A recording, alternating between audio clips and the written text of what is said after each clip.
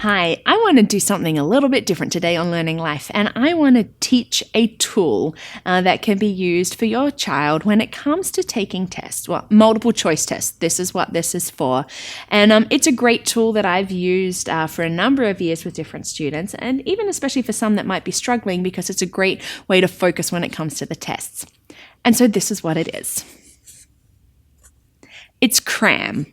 It doesn't mean that we're trying to get as much information in our head so we can get it out. No, it stands for Cover, Read, Answer, Match.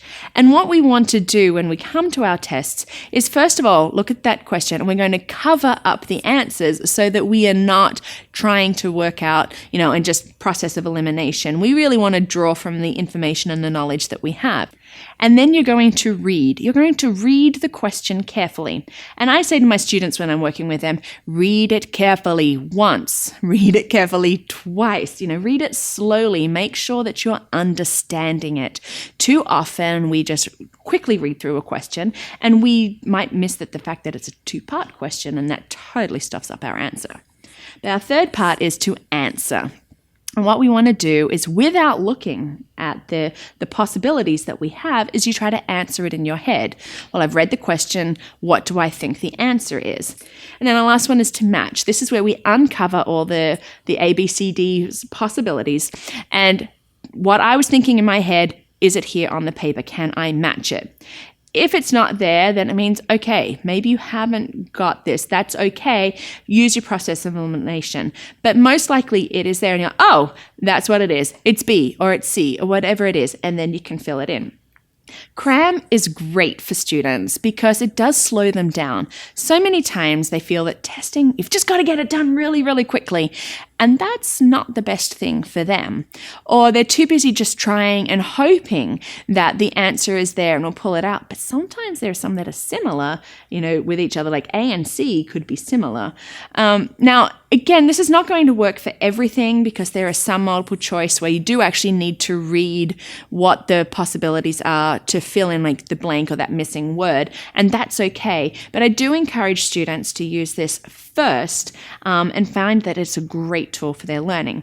Now, when it comes to covering, really just use your hand. That's all you need to do.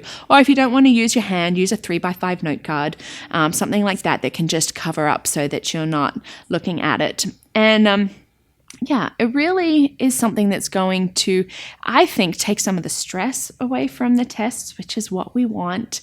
It's allowing this knowledge to come out, which is what we want. And so I encourage you to maybe teach this to your child so that the next time they have a multiple choice that they test, that they can go in and feel more confident about it. One thing that we really hear a lot about today is hyperactivity and ADD. And I know many parents sometimes wonder, is this my child? Are they ADD? Are they hyperactive? And so this is actually a great book, The Hyperactive Child, What You Need to Know About Attention Deficit Disorder, The Facts, Myths, and Treatments by Dr. Grant Martin. And this is a great practical sort of a book for you, because I know that we can go onto the internet and there are so many things out there and you can get so confused. And this is a book that I have used with over the years, a number of hyperactive children that I've worked with, because he's going to give you some practical sound advice, help you devise strategies that are going to help out at home, maybe even help to understand your child even more. He understands there is no cure for ADHD. There are treatments, and it doesn't all have to be medicine. And so this is practical. So if you are wondering about your child, or you're just really interested in it, The Hyperactive Child by Grant Martin.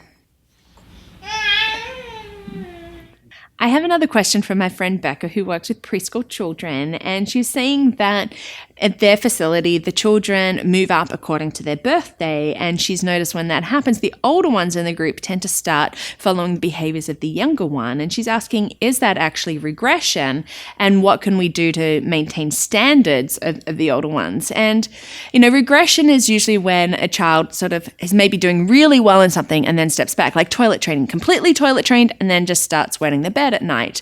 Is this regression in the preschool? Maybe, but maybe it's more just a state of trying to find out what their boundaries are, and maybe it's a case of follow the leader. Quite often, if you've got a younger child coming up, the older ones might be looking and thinking, ooh, I remember when we used to be able to act like that. And so they might be trying to actually get away with some of those behaviors instead of understanding, no, we are the bigger ones now, and this is how we do it. And it can be a case of follow the leader. Oh, they're doing that. I want to do that.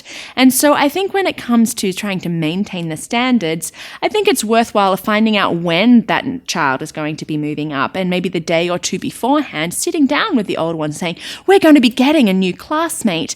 And, some of these, they're going to be behaving like you used to when you were that age. But what I would love for you is to set the example for them and show them how we do things in class. And if they start doing things that, we don't do anymore, that you can kindly and nicely show them how we do it and why we don't do things that way. And I think that's going to help with the standards. And thanks so much for watching. Remember, thumbs up, like, share, comment, question, vlog topics, Facebook. And today's question that I want to ask, that I would love to get your input in so that we can just dialogue, is, multiple choice test. What is a strategy that maybe helped you when you had to take them?